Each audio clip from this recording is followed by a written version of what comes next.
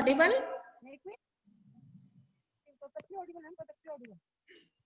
I think she is busy. No problem.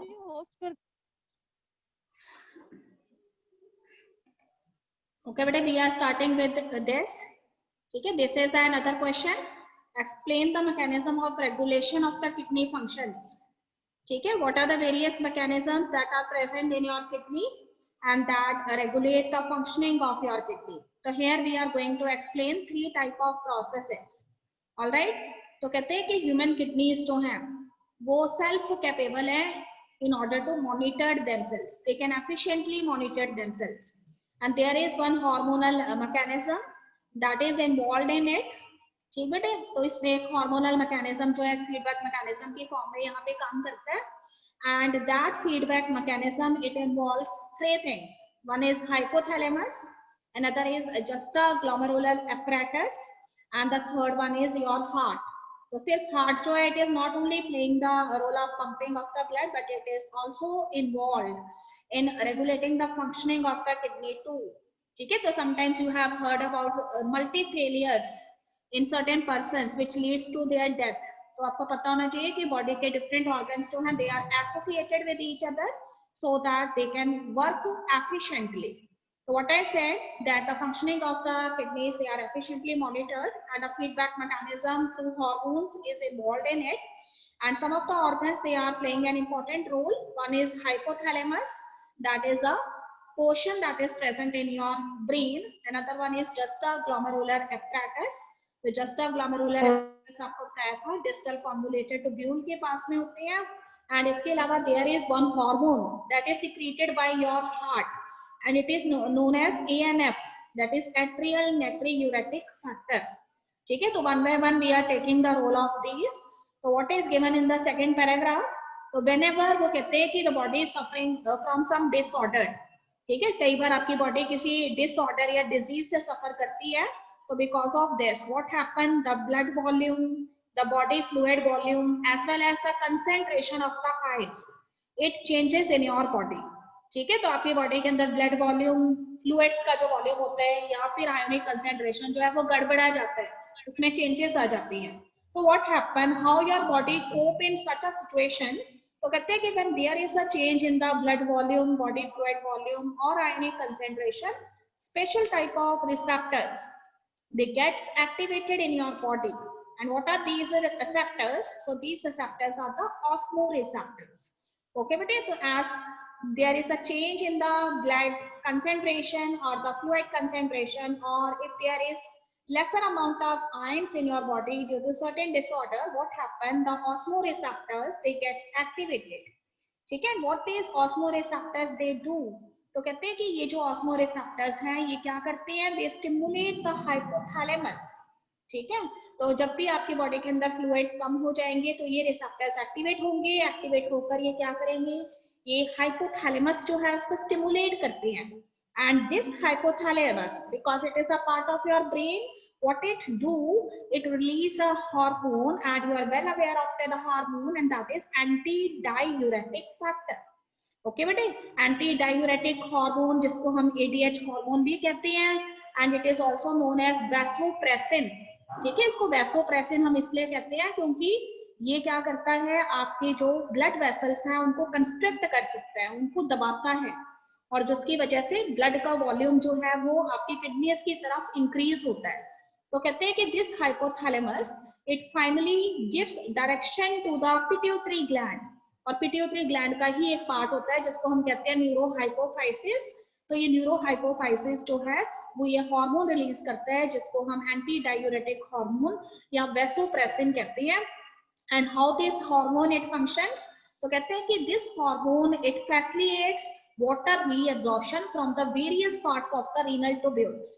ठीक है, तो रीनल ट्यूब्यूल्स जो है उन्होंने रीअब्जॉर्प्शन तो किया हुआ है, जहां जहां भी वहां पे वाटर प्रेजेंट है, ये ADH हार्मोन जो है वो सारा वाटर जो है रीनल ट्यूब्यूल्स जो है उनमें से एब्जॉर्ब कर लेता है, और इस तरह से जो आपका यूरिन है उसमें से एक्स्ट्रा वाटर जो है उसको लॉस नहीं होने देता.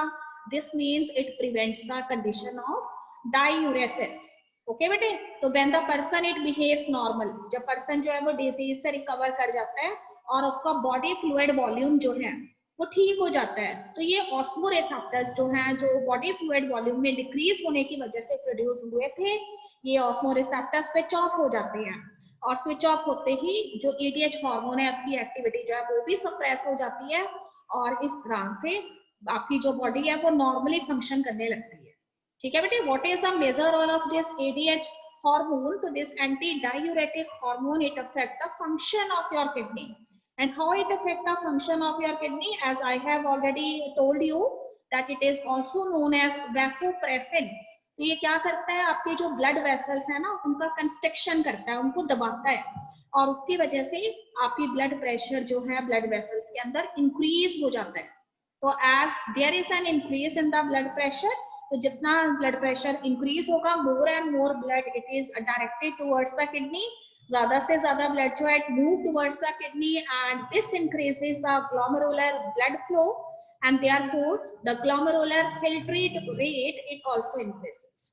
ठीक बेटे, तो इसमें दो सिचुएशन उसने बताई है कि अगर आपको किसी तरह की कोई डिजीज हो गई है, सपोज करिए you are suffering from loose motion, in that situation ठीक है, so many ions they get lost from your body, so in that situation these osmoreceptors they gets activated because there is a decrease in the fluid volume, blood volume, ionic concentration, और जैसे ही वो कहते हैं कि excessive loss होता है आपकी body में से फ्लूइड का, चाहे लूज मोशन के जरिए हुआ है चाहे डायरिया के जरिए हुआ है, तो ये एक्टिवेटेड जो ऑस्मोरिसेप्टर्स होते हैं they stimulate the hypothalamus which is the part of the brain and release the hormone ADH which is also known as vasopressin. ठीक बेटे, तो ये उस कंडीशन में काम करेगा जब आपकी बॉडी फ्लूइड जो है उसका अमाउंट जो है वो कम है, पर जब आप उस डिजीज से रिकवर कर जाते हैं तो फिर ये एडीएच हार्मोन जो है उसका सिक्रेशन बंद हो जाता है पिट्यूटरी ग्लैंड के जरिए। आप याद रखिए पिट्यूटरी ग्लैंड जो है इसके 3 लोब्स होते हैं, और उसमें से उसका जो एक लोब है उसको न्यूरोहाइपोफाइसिस बोला गया है, और ये न्यूरोहाइपोफाइसिस ही एडीएच हार्मोन जो है उसको सिक्रेट करता है। एडीएच हार्मोन को वैसोप्रेसिन हम इसलिए कहते हैं because this hormone is a vasoconstrictor. This means it constricts your blood vessels, and as a result the flow of blood which passes through your blood vessels it increases, which result is increase in the blood pressure, and as a result what happen, more and more blood it directed towards your kidney, and the glomerular blood flow it increases, and the glomerular filtration rate it also rises. Okay beta, the second thing is very much familiar to you, that is juxtaglomerular apparatus.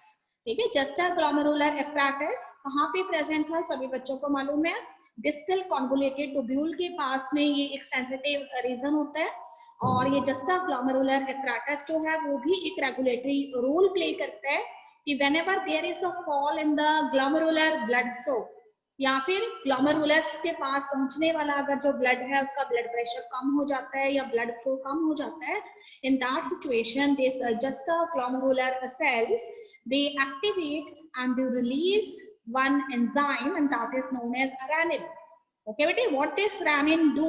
तो ये renin क्या करता है, this renin converts angiotensinogen which is a kind of another enzyme that is present in your blood but in an inactive form.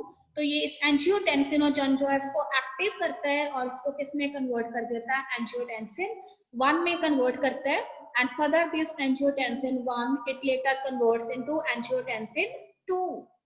तो what is this angiotensin 2 and what is its function? तो angiotensin 2 is a powerful vasoconstrictor, ठीक है, same as the ADH hormone. जैसे ADH hormone एक vasoconstrictor है, similarly this angiotensin 2 it also acts as a vasoconstrictor, it increases the glomerular blood pressure, and as a result what happen, more and more blood it comes in the glomerulus and the glomerular filtrate rate it becomes normal. Okay but this angiotensin 2 it also activates the adrenal cortex, ये adrenal cortex को भी activate करता है और वहां से कौन सा हार्मोन रिलीज करवाता है, aldosterone. Okay but this aldosterone hormone, what this hormone do? So this aldosterone it causes the reabsorption of some of the important ions, and what are these ions? These are the sodium ions. ठीक है, तो ये reabsorption करते हैं sodium ions का और water का, जो किस में प्रेजेंट होते हैं, डिस्टल कॉन्वोलेटेड ट्यूब्यूल्स में प्रेजेंट होते हैं, and as a result what happen, this leads to increase in the blood pressure and thus the glomerular filtration rate it also increases. So this mechanism in which renin it works in coordination with angiotensin, it is known as renin angiotensin mechanism. Okay बेटे फिर से सुनेंगे. Juxtaglomerular apparatus कहाँ present है? It is present near to the distal convoluted tubule, and this juxtaglomerular cells they gets active when there is a fall in the glomerular blood flow or blood pressure. Then these juxtaglomerular cells they release one enzyme, and the name of the enzyme is renin. And what this enzyme do, it converts angiotensinogen, which is also another enzyme, but it is present in inactive form in your blood, and it activates this angiotensinogen and convert it into angiotensin 1, and this angiotensin 1 later changes into angiotensin 2. This angiotensin 2 is a vasoconstrictor, and what it do, it constricts your blood vessels, increases the blood pressure, and therefore the glomerular filtration rate. So this angiotensin 2, it also activates adrenal cortex and secrete one hormone, and that is known as aldosterone. So what is the function of this aldosterone? This aldosterone, it causes reabsorption of sodium ions as well as water that is present in the distal parts of the tubules. And as a result, there is an increase in the blood pressure and the glomerular filtration rate, it becomes normal. So this mechanism where the renin, it works in coordination with angiotensin, it is known as renin angiotensin mechanism.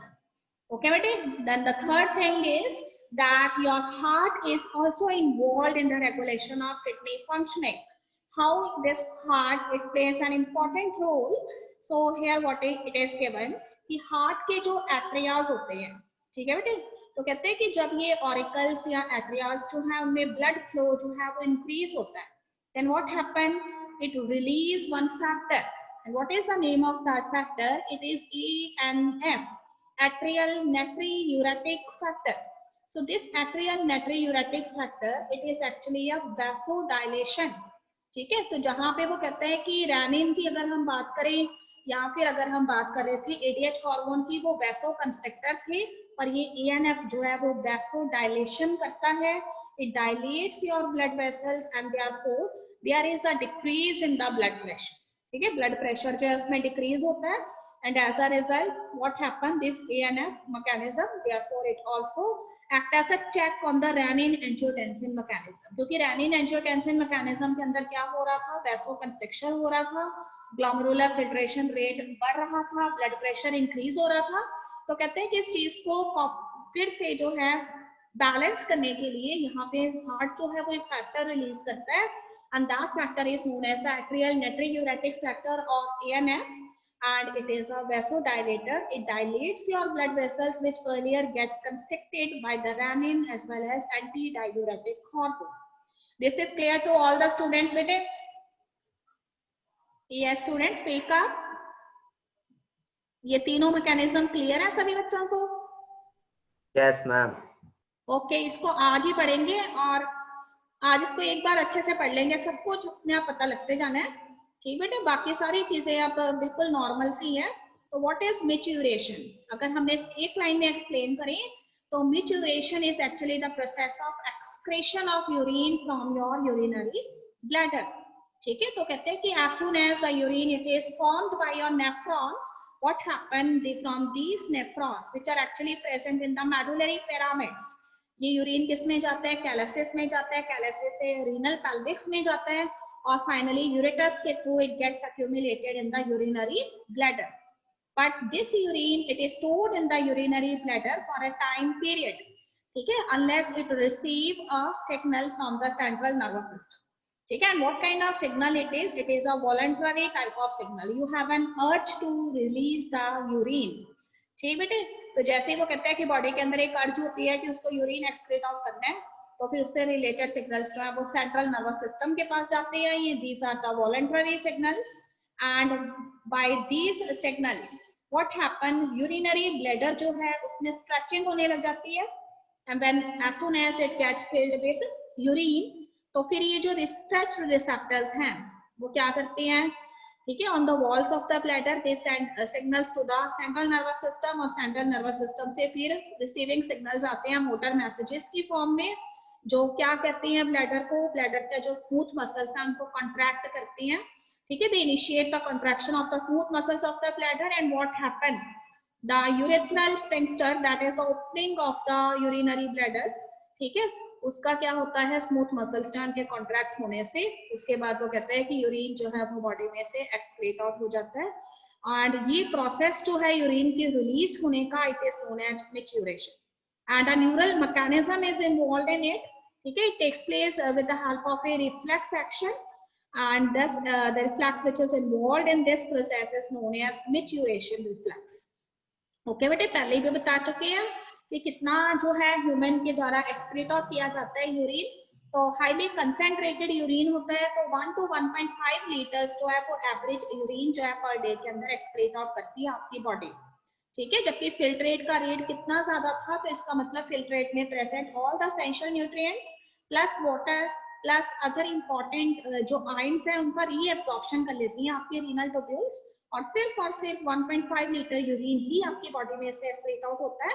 And what about it's nature, तो कहते हैं कि it is somewhat light yellow in colour, ठीक है, और इसका एक characteristic order होता है स्लाइटली एसिडिक इन नेचर, और पीएच इसका लगभग 6 के आसपास रहता है।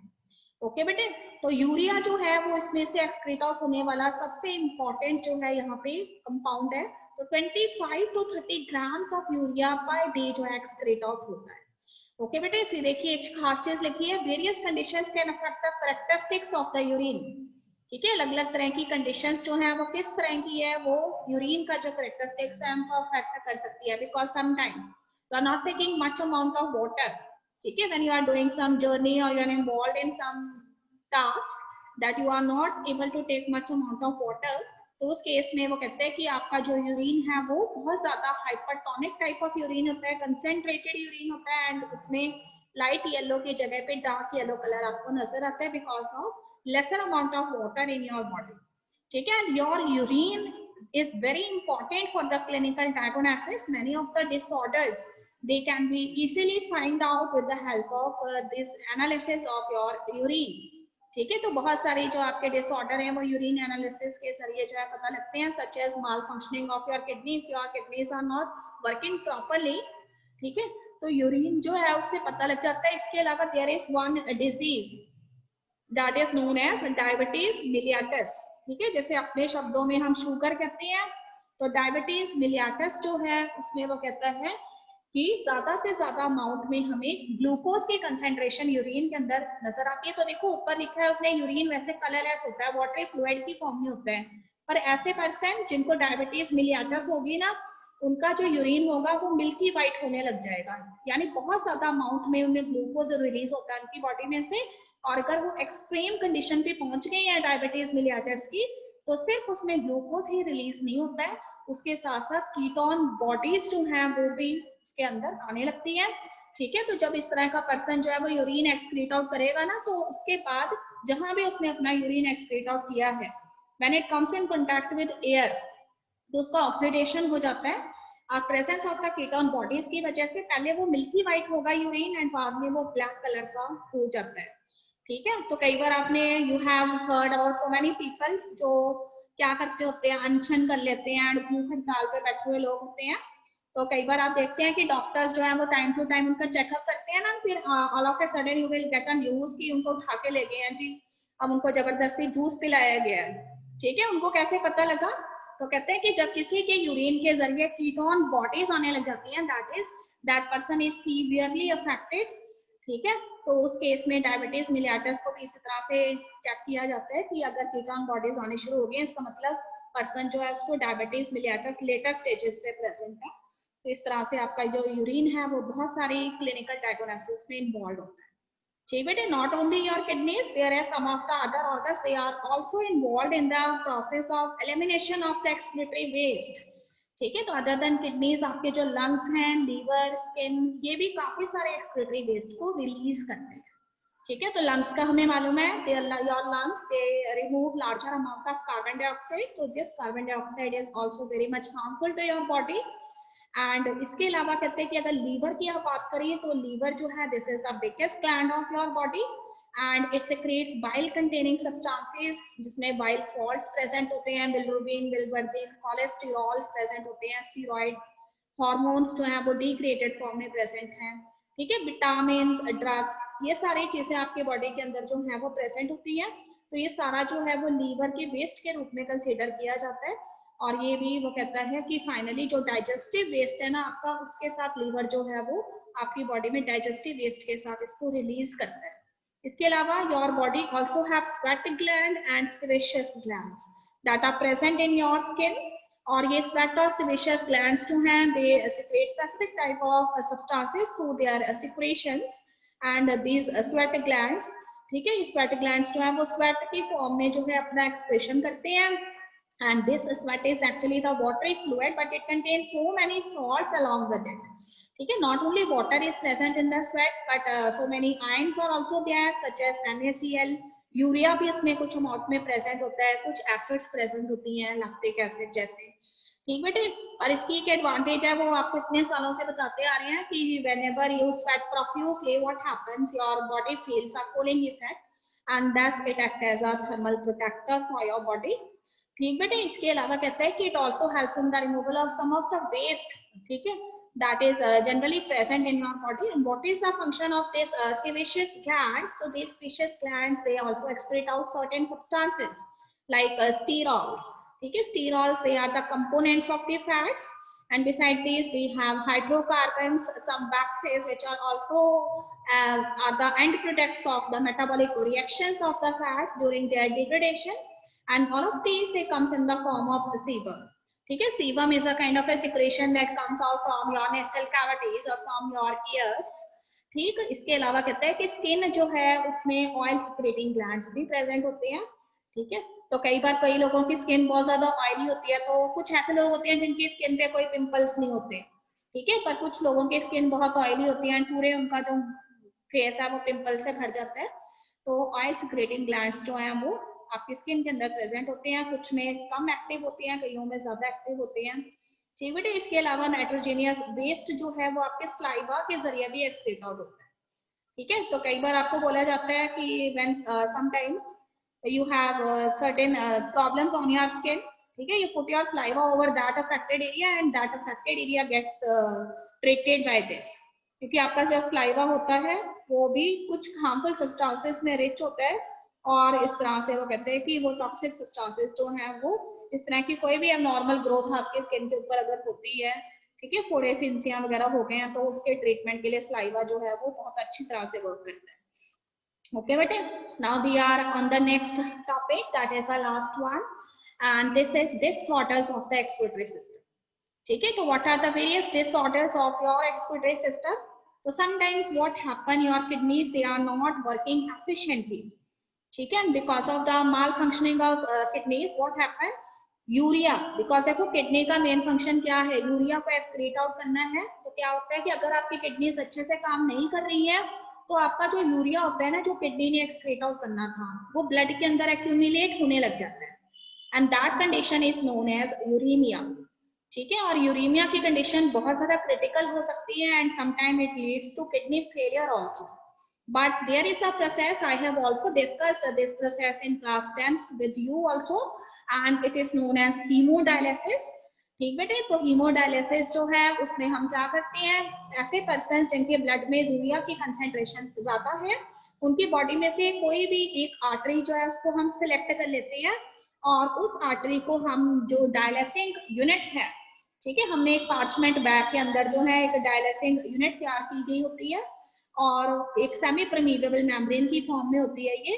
तो हम उस पर्सन की आर्टरी जो है उसको डायलिसिंग यूनिट के साथ कनेक्ट करते हैं, और उसके बाद हम उसमें एक एंटीकोगुलेंट मिक्स कर देते हैं, and this anticoagulant is heparin, ठीक है बेटा। क्योंकि कभी भी आपका ब्लड जो है, अगर उसको हम किसी भी ब्लड वेसल को आप क्या करोगे, इंजर्ड करोगे, तो उसमें से blood after a time period जो है अपने आप कोएगुलेट हो जाता है। तो हम चाहते हैं कि कोएगुलेट ना हो ब्लड, इसलिए हम उसमें क्या ऐड करते हैं, एंटीकोगुलेंट ऐड करते हैं। What is that anticoagulant, it is heparin, ठीक बेटे।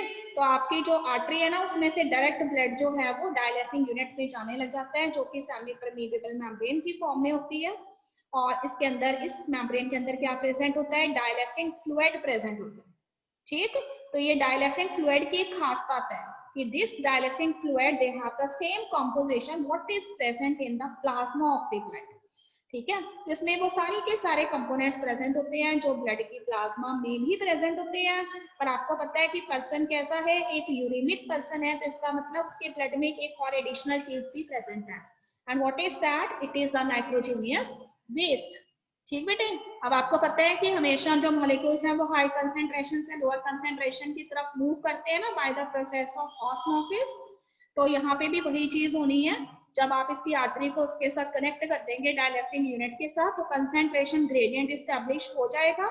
ठीक है, दोनों के कॉम्पोजिशन सेम है, डायलिसिंग फ्लूइड के भी एंड प्लाज्मा की भी, बट जो ब्लड है प्लाज्मा में उसमें एक खास चीज है, उसमें नाइट्रोजीनियस वेस्ट बहुत ज्यादा है एंड डायलिसिंग यूनिट में बिल्कुल भी नहीं है।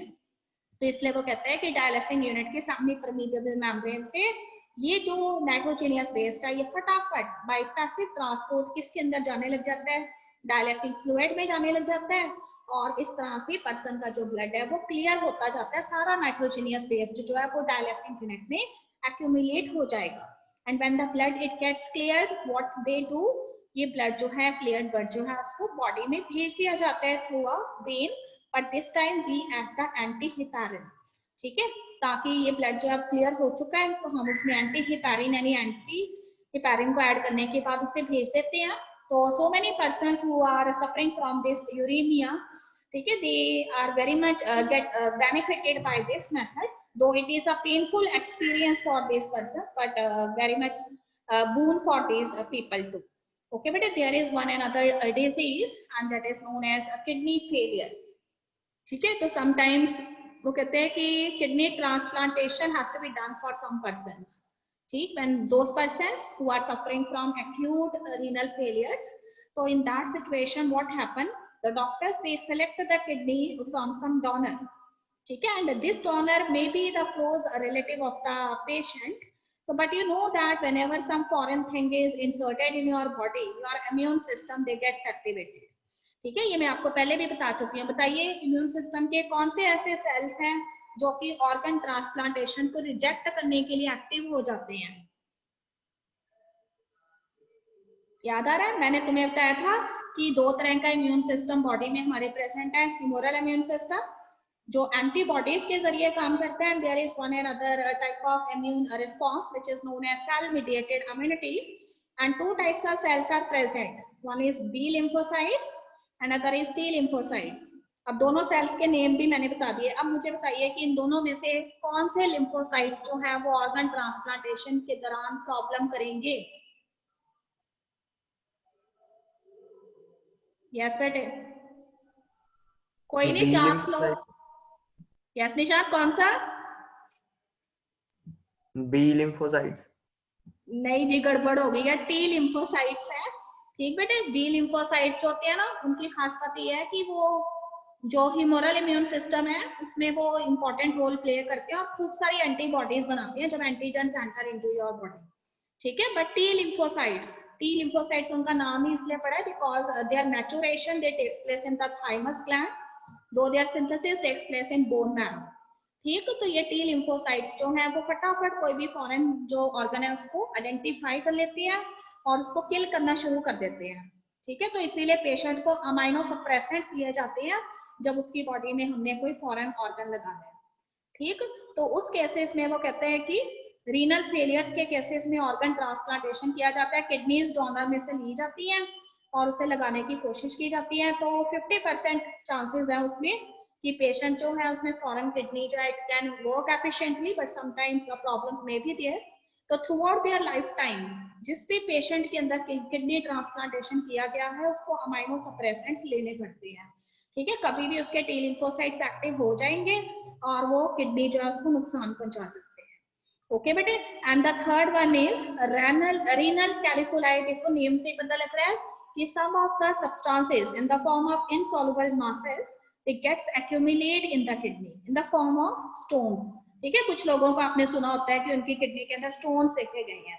तो some of the ions such as calcium ions, oxalate ions, their proper digestion is not taking place in your body। आपकी बॉडी में इनका प्रॉपर डाइजेशन नहीं हो पाता है, and as a result what happen, ये किडनी जो है उसके अंदर स्टोन्स के फॉर्म में इकट्ठा हो जाते हैं, they form a hard mass in the kidney and धीरे धीरे वो कहते हैं कि their size also increases. So sometimes some drugs they are suggested by the doctors, and when the patient they use this drugs, so sometimes when these stones they are of lesser size, they can easily remove through the urine.